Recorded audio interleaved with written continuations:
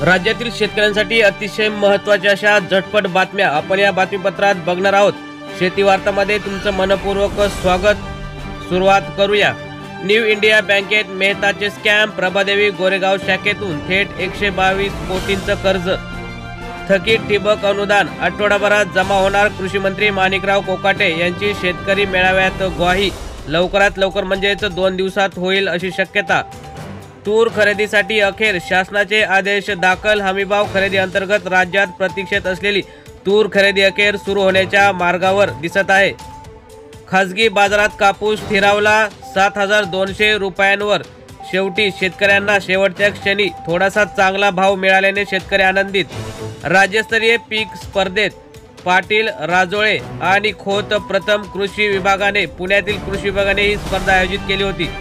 Valentine डेने मार्केटला गुलाब दराची लाली, वातावरण बदलामुळे उत्पादनावर परिणाम, फुलांच्या मागणीत वाढ झाली। टॉप सिक्रेट ब्रोडेक्स फुलांच्या मागणीत वाढ।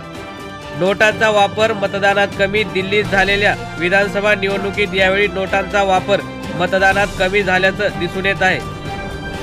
बेदाणा दरात प्रति किलो 25 रुपयाची वाढ। हंगामाच्या प्रारंभापासून बेदाण्याला चांगली मागणी दिसत होती। आश्रमशाळेतील मुलांच्या आहारात स्ट्रॉबेरी, प्रकल्प अधिकारी देसाई यांचा पुढाकार, स्थानिक शेतकऱ्यांना यामुळे होईल चांगलाच फायदा। कृषी विद्यापीठाच्या पडीक जमिनीही चारा लागवडीसाठी वापरा, माणिकराव कोकाटे कृषी मंत्री यांचं मोठं वक्तव्य आणि दिल्या मोठ्या सूचना। सुरत चेन्नई मार्गासाठी जबरदस्तीने भूसंपादन, मैंदर्गीत उभ्या पिकातून जेसीबी घालून शेतकऱ्यांचं केलं नुकसान, शेतकरी संतापले। गोव्याच्या धर्तीवर काजूच्या बियाला आधारभूत किमतीची मागणी, गोवा शासनाने काजूला 170 रुपये आधारभूत किंमत निश्चित केली आहे, तशीच मागणी इकडच्या शेतकऱ्यांनी केलेली आहे। खानदेशात पपई लागवड सुरू, क्षेत्र वाढण्याचे संकेत। खानदेशात हंगामातील पपईची लागवड सुरू आहे, यंदा क्षेत्र वाढेल असे कृषी अधिकाऱ्यांनी सांगितले। उत्पादन घटल्यामुळे नारळाचे दर वधारले, काही कारणामुळे नारळाचे उत्पादन घटले होते, यावर्षी ते वाढल्याचे दिसून येत आहे। पुणे महानगरपालिकेचे फळे फुलांचे आजपासून प्रदर्शन, पुणे महानगरपालिकेतून हे प्रदर्शन आयोजित केले जाते। खानदेशात केळीची आवक वाढू लागली, दरवर्षीप्रमाणे खानदेशातून अनेक ठिकाणून खानदेशातून मुंबईत एपीएमसी किंवा इतर ठिकाणी आवक वाढलेली दिसत आहे। सरकार आणि शेतकऱ्यांमध्ये 22 फेब्रुवारीला बैठक, केंद्रीय मंत्री प्रल्हाद जोशी यांची महत्त्वाची माहिती।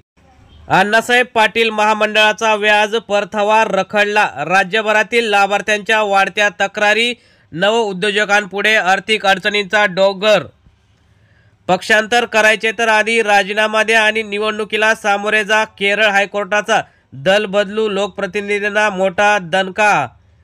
काही सुधारणा करून 1 रुपयातच पीक विमा देणार, कृषी मंत्री माणिकराव कोकाटे यांचे आश्वासन। सोयाबीन कापूस खरेदीपर्यंतचा विषय हा गंभीर। तर शेतकरी बांधवांनो, ह्या होत्या आजच्या महत्त्वाच्या अशा बातम्या। अशाच बातम्यांसाठी आपला चॅनल सबस्क्राईब करून व्हिडिओ सुद्धा नक्की लाईक करा। धन्यवाद। जय जवान जय किसान।